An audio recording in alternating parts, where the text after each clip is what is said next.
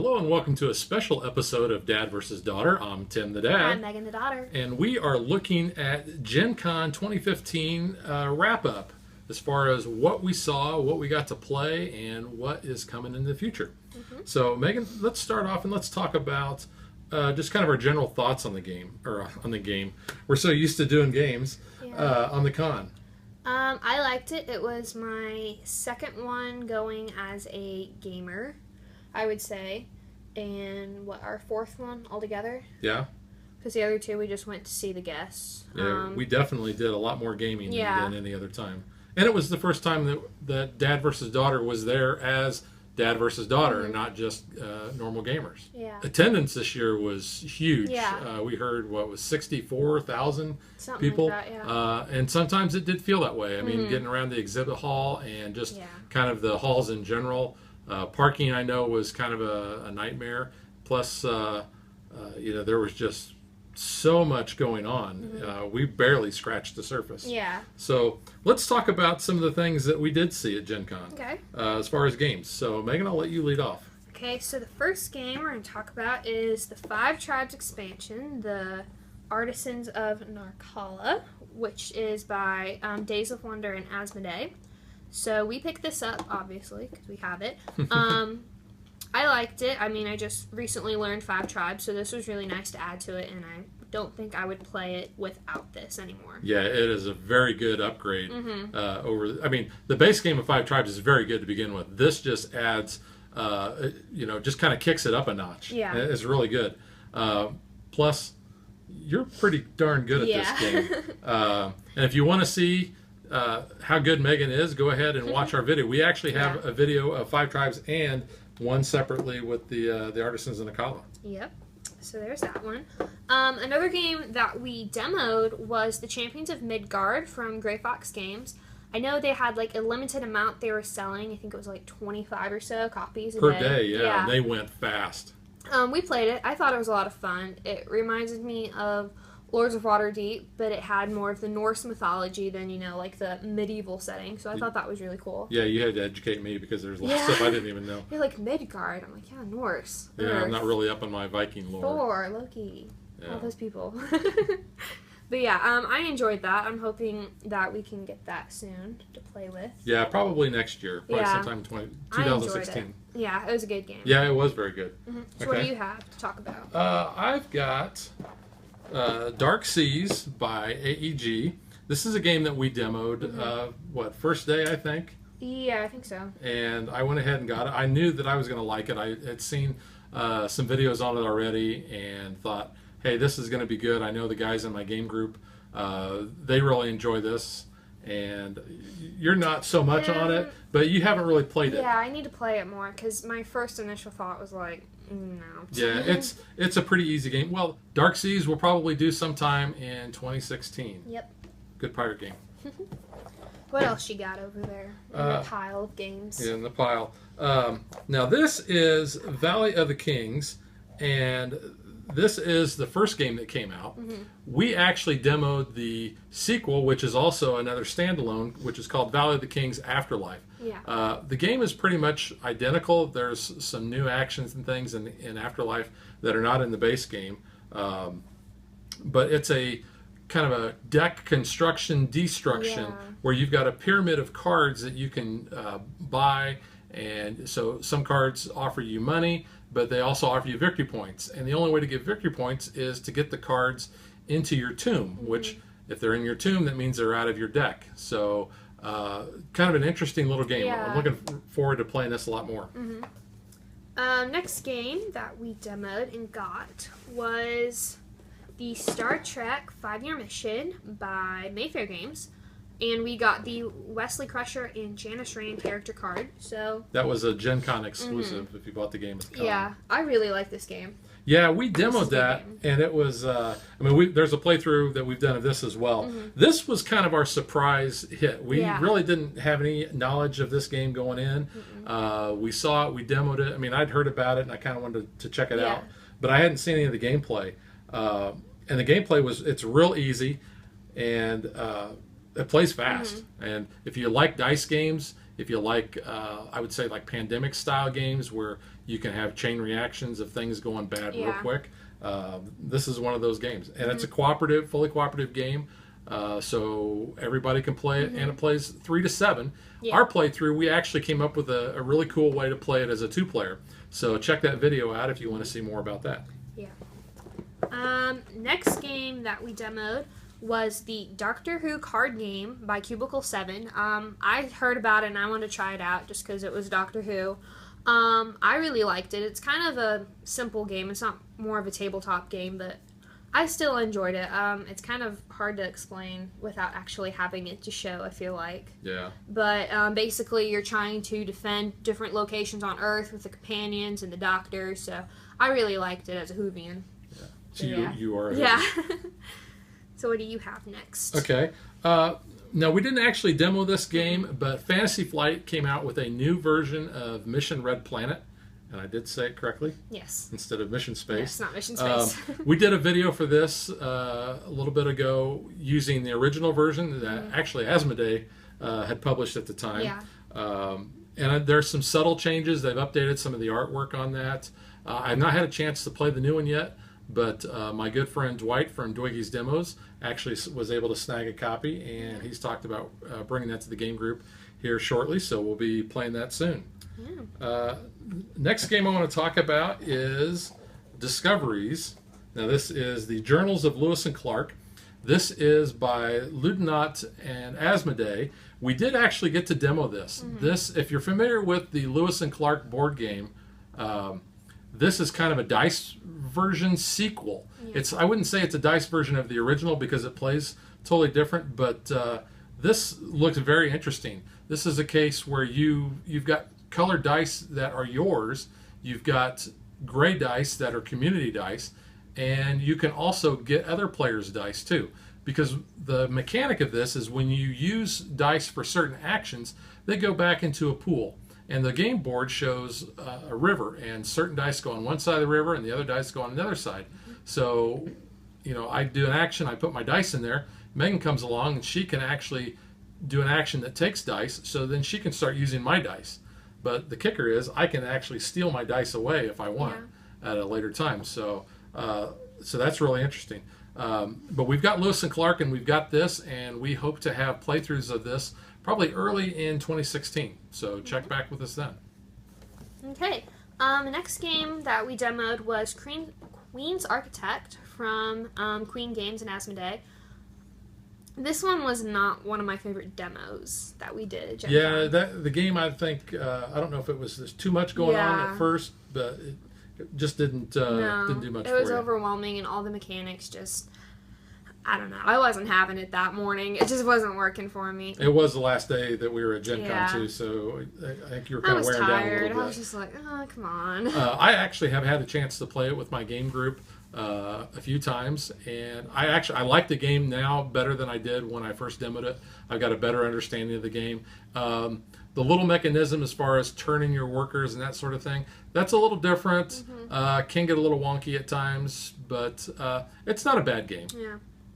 I probably just have to play it again and more to get a different feel for it.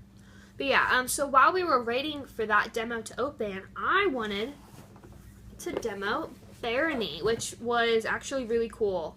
This one is by Madigo and Asmodee, and I really like this. I didn't think I would. You certainly didn't think I would enjoy it at all. No, because the game plays, it's got a lot of similarities to Hyperborea, as far as you've got hexes, you're moving, you're doing some combat, but it's more simplistic, I think. See, I didn't see it as like Hyperborea.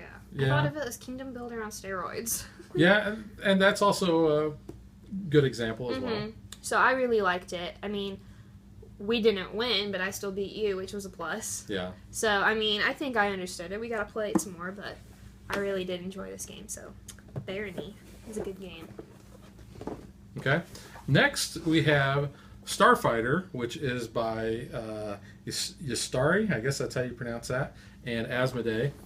We didn't actually get to demo this. I did see it being demoed, but Asmodee wanted us to do a review on this, so this is actually going to be coming out in the month of September, we'll be doing a playthrough of this. Yeah. It's a 2-player card game that has kind of a unique mechanic because each player has a player board, and during the turn, one player can shift the board one position or another. So it looks real interesting. The artwork on the cards with the little starfighters and everything, they look good. We did an unboxing video of this to kind of show off the components. You really like the artwork on that. Yeah, so, I do. We're really looking forward to kind of diving in and learning this game. Yeah. Another game that just came out at Gen Con is by Tasty Minstrel, and that is Cthulhu Realms. Now, this is by the same designer as Star Realms, but this has a few different mechanics that Tasty Minstrel kind of tweaked with it. They worked with the designer to come up with that. Obviously, it's a Cthulhu-based theme. I know this was selling like hotcakes at Gen Con. Yeah. But Tasty Minstrel sent this to us. We haven't had a chance to play it yet, but considering how much we really like Star Realms, I think we're going to really like that. We will be doing a playthrough and review of this in the month of October as kind of our spooky games theme. So check back with us on that, and you'll see what this is all about. Yeah. So the next game that we got was the Star Realms Cosmic Gambit expansion. And as you can see, we haven't taken it out of the plastic No, yet. we haven't. But I like Star Realms a lot, so I'm hoping this will be very fun. Yeah, last year at Gen Con, we got the first Gambit pack, so looking forward to seeing how this is going to play. And then we participated in a tournament. We were out first round, though, this year. Unlike last year, there were a lot more people in it, but we got our butts we're going to kicked. leave it at that. Yeah. Well, you can't win every year. I did good, and then you came over and jinxed me. Yeah. Because we were at opposite ends of the tournament. I think I was actually the first one in the tournament that was out. Yeah, and then you messed me up. So Sorry. Blaming you on that one. Okay. Anyway, we got these promo cards, which is the Blob Fighter. Alternate art there. Alternate art, yeah. And then the Star Market. So we got those to add to our collection. Yep. And then the next game that we got was Viceroy, which we just put out. By Mayday Games. Yep. Yeah. So I didn't think I would like this. I really did. I think it's a lot of fun. I'm very good at it. You are. You're very good. And just for the record, I still have not beat her at this game. No. She has won every single game. I'm the reigning champion. Yeah, it's pretty bad. In fact, the game that you just beat me at was like not even close. Yeah, that was your worst butt kicking. Yeah, that was pretty bad. So I was happy about it, but yeah, good game. So yeah, now we have games that are coming out in Essen. Yeah. Those include Seven Wonders Duel. That is a 2-player only version of Seven Wonders, because I know some people think that the existing 2-player variant with Seven Wonders is wonky, and it is a little bit. Yeah. But we did see that being demoed. We didn't actually get a chance to play it, but it looks very interesting. Yeah. And check back with us during the month of November. We plan to do an entire month on Seven Wonders and all of the expansions. It'll be a lot. Next, I want to talk about a game. This is not out yet. This is Mafia de Cuba. This is a party game because it takes 6 to 12 players in order to play the game. This is, I would call this a bluffing game because what you are doing, you've got a player that is the godfather, and they start with certain rolls that are in this box, and it looks like a cigar box when you open it up. And you can see more on our unboxing and review that we have of this. But there are a number of diamonds in there.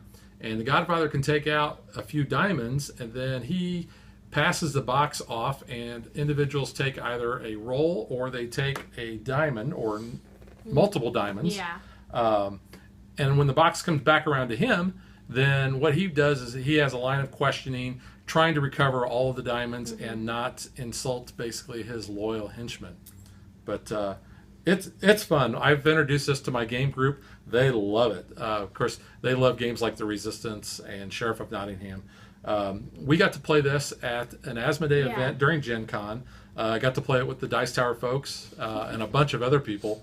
I think we had 12 people around the table. Yeah, we had a full table. But it was really cool. What do you think? I'm very bad at it because I'm a bad bluffer, so I think that says a lot about my moral character, that I cannot lie. But no, I think it's fun. just always know to count your diamonds and don't make Dad's mistake. Yeah, I did that every game we played. But yeah, I think it's fun. It's a good party game. Yep.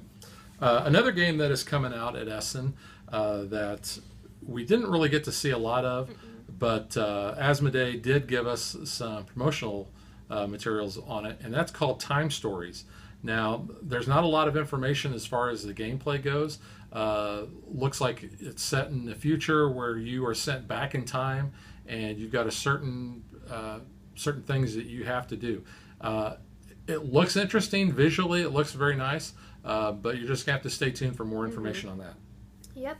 The next game that we demoed was Dice City by AEG, and I immediately fell in love with this game. I wanted to buy it right then and there, but yeah, I couldn't. I think it was a great game. So you have like a huge board and you have to roll your dice, and it's kind of like bingo in a sense, I feel like, of how you place the dice on the board, and then you get those abilities, and you can attack the other person's establishment, and you want to make more money and get resources to make more buildings. And it's actually a very interesting game. There was one guy that was demoing it with us, and I think he actually sat through 2 or 3. Yeah, he stayed for a while. Because he really liked the game. Yeah, it was a lot of fun. Next game that we demoed was Raptor by Madagot Games again at the Asmodee event. That was a lot of fun. I didn't think I would like that one either, but that was kind of unexpected. Yeah, it was just kind of like, do you want to demo it? We're like, sure, why not? Well, you actually demoed it. I watched. You watch, but I mean, it's a 2-player game, and basically one person is the mummy raptor, and it has all the baby raptors, and you're basically trying to make sure the Jurassic Park people don't take the babies away. So you're either the mummy raptor or you're the Jurassic people. And I say mummy raptor because that's how our demo guy kept saying it, mummy raptor. That's how I always associate it. I love that demo guy, whoever he is. He was really cool. Next game we demoed, again at the Asmodee event, was Ticket to Ride UK and Pennsylvania expansion. So we didn't play the Pennsylvania side, but we did do the UK. And that was a prototype. I mean, it was just place marker cards and printed on printer paper and taped down to a board. Yeah. But it was really cool. I love the whole UK side of it, partly because I'm an Anglophile and I feel like I was born on the wrong side of the pond, but it was a lot of fun. The fact that you have to now get like boats and ferries and different technologies to move across the whole United Kingdom is really cool. You have to have permits basically to go from like England to Scotland or to Ireland. It's really cool. That's a totally different mechanic, and it adds so much to the game, and I think that's really exciting. Yeah. And the Pennsylvania side would be cool because that's like one area that they're going to expand on. But I think what I read on that is you're going to get like stocks and things like that. Yeah. And you can turn stocks in for things. I don't know. Different mechanics. They'll add something to it. But we will be getting that, and look for that in December. December, we're actually planning on doing a whole series on Ticket to Ride and its expansions, and especially featuring the new UK and Pennsylvania maps. So that was a lot of fun. Next game that we did currently is in production still, isn't it? Yeah, we're still waiting on that one. Yeah, but it is the Thunderbirds game by Modiphius. Modiphius, I'm probably saying that which wrong. I think they're mainly known for role-playing games. Yeah, so this was really cool. This is like their first like board game, isn't it? Yeah, and this is by designer Matt Leacock, who did Pandemic. So yeah, I mean, you can see a lot of the Pandemic similarities in it, but I think it's really cool. I like the Thunderbirds. So I think that's cool how there's like a board game of it now. And this was pretty close to being final production, it looked like. All the pieces are cool, and the cards, they like take all the artwork from like the old TV show, and I think that's cool. The old little puppet figurines and all, and you know, we got a little promo sheet because Thunderbirds are cool. So yeah. Thunderbirds are go. Thunderbirds are the go. FAB. Okay, the last game that we want to talk about that we didn't actually demo, but we saw a demo in progress, and that's Ghostbusters. Now, they look like they didn't have the final production pieces for that. We weren't really enamored with that game. It just, I don't know. It's got little miniatures, and you got to move around the board and have line of sight. It looked like to basically capture ghosts in the little, I forgot what they call them, the little containment unit things. But yeah, I had heard about the game. I didn't hear a lot of great buzz about it. And like I said, from what I saw, it didn't look all that great. But don't take our word for it. You know, when it comes out, look for the reviews on it, and maybe that'll change our mind too when we see it actually with full production. Yeah. Mm-hmm. All right. So let's get to our top 5 games of Gen Con.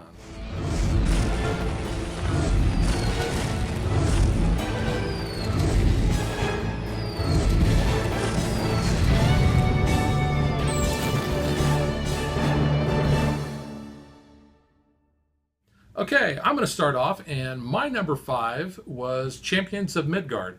And like we said, that was basically, it's a worker placement set in like the Viking lore type thing, where you've got trolls on the board that you've got to fight. You can go to different places and get resources. You can go basically on quests on boats. Yeah.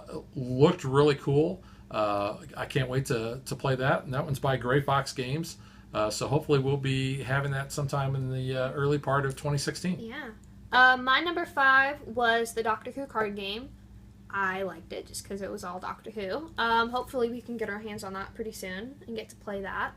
Don't know if we'll have a video of that coming up soon, but I'll have it and I'll be happy. So yeah. All right, my number 4 is the 5 Tribes Artisans of Nakala, and we already showed you that. Mm-hmm. That was one that I really didn't know if I was going to need that or not. We really hadn't played 5 Tribes much. I don't think you had played 5 Tribes at all. I played it a few times, and of course, like I said, I really like 5 Tribes. This expansion really kicked it up a notch. Yeah. I really like that. So that is my number 4. Okay, my number 4 is Thunderbirds. I enjoyed that. I thought it was really cool when we demoed it. There wasn't really a person demoing it. It was just kind of out on the table.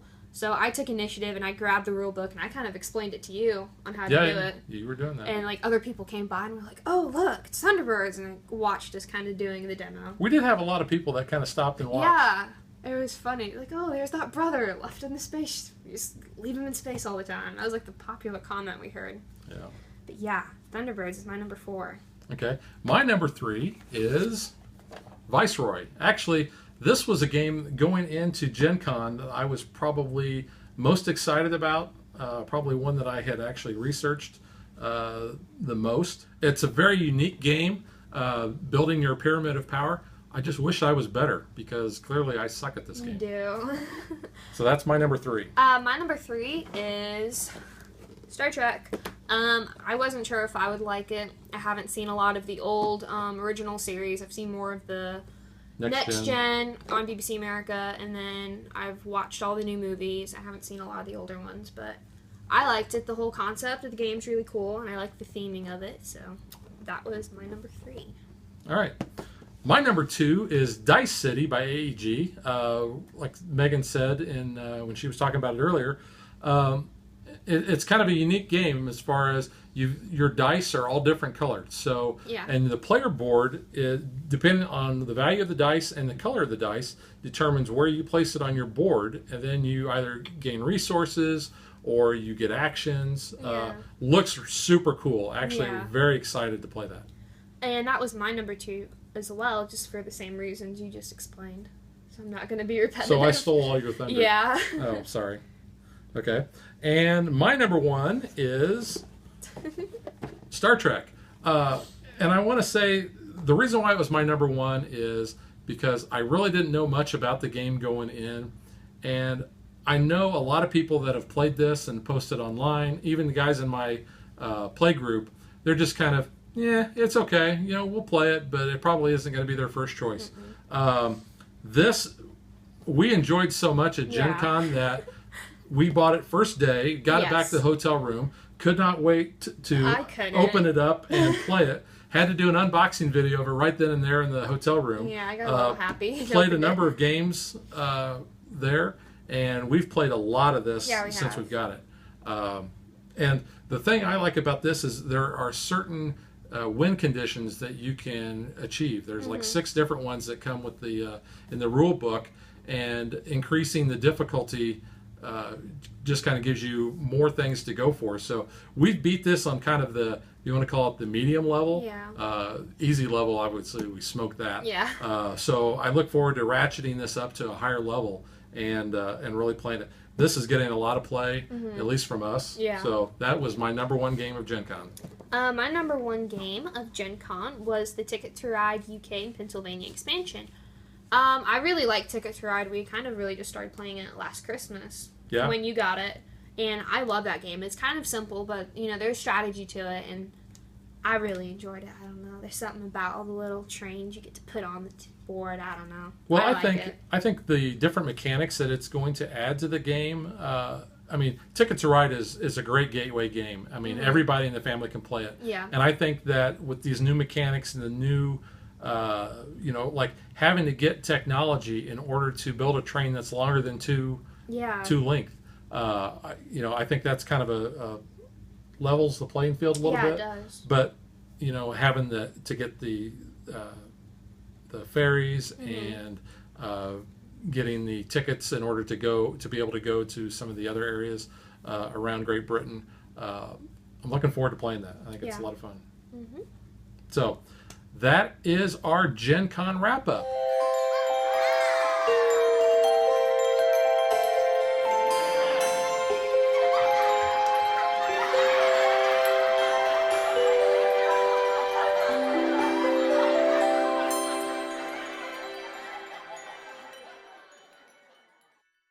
Megan, happy 1 year birthday. Yay! Today is our 1 year birthday. Dad versus Daughter officially started September 1st of 2014. Yeah. It kind of came out of an idea from going to last year's Gen Con. Mm-hmm. I'd kind of gotten Megan involved into playing board games, so she was playing more. We demoed a few. We were actually teaching some people at teaching Elder Sign at the Fantasy Flight booth, and that's a whole other story. We've made it to 1 year. Yeah. And I'm really surprised. I didn't think that we would have that many people that like us. I was very doubtful that this would take off, so thank you guys for not making me so worried that we're going to succeed, definitely going into our second year of filming. We currently have 960 subscribers, so Woo. That is great. I didn't think we'd hit 50. That's 959 more than I thought we would have. Yeah. Because I thought the one would be Mom. Yeah, probably. We have 80 plus videos out there. We have over 55,000 views on all our videos, and the most popular one is Elysium with 2,755 views. Yeah, Elysium was one of those, I think, we were one of the first to have a video of that out as far as a playthrough. Actually, we did an unboxing as well before anybody else, I think, in North America. Yeah. So I think that helped contribute because people were looking for that and they found our video. And thankfully, they liked it. They like our style, our little banter. And if you're not that familiar with our videos, one of the things that we're we put into a lot of them is like pop culture references, movies, songs, usually, shows. Megan giving me a hard time. I think you made a comment in one of our videos about putting me in an old folks home. Yeah. People like that interaction, I guess. Yeah. So, expect more of that, as we go on to year 2 and beyond. So that's going to do it for our 2015 Gen Con wrap-up show. We will see you guys next time. Bye.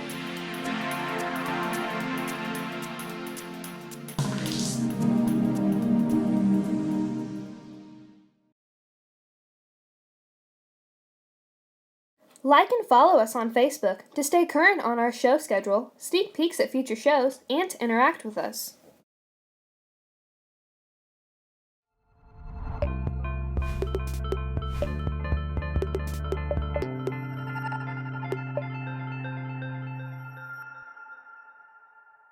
This is Sophie. You might have heard her. Oh, you're so tired. You might have heard her in some of our videos. Her little collar jingles, or when she gets something to drink. But she she is my cute little puppy, and you might have seen her or heard about her. I know some people have made comments on our Facebook page because we've posted some pictures. But she's our little mascot. So, yay!